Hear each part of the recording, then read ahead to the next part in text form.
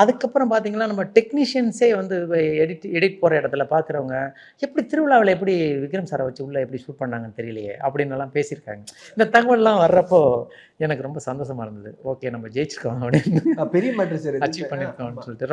ரொம்ப நல்லா அதுக்கு பயங்கரமான சப்போர்ட் வந்து புரொடக்ஷன்ல பண்ணாங்க.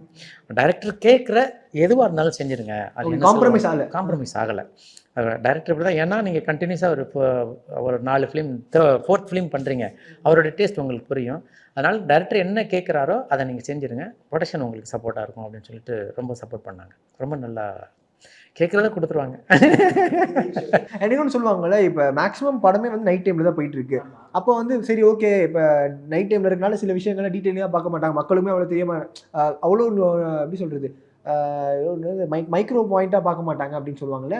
அந்த மாரி சில விஷயங்கள்லாம் வச்சு ஒப்பேத்தி, இதெல்லாம் அவ்வளோ தெரியாதுப்பா. ஃப்ரேம்ல அவ்வளோ இதாகாது. சும்மா இருக்கட்டும் அப்படின்ற மாரி ஏதாவது பண்ணி ஒப்பேத்துறீங்களா ஏதாச்சும்? இல்ல அப்படி பண்ணல. அப்படி எதுவுமே பண்ணல. ப்ரொடியூசரே எல்லாம் என்னோட எடுத்துக்கோங்க அப்படின்னு சொல்லும்போது ஆமா.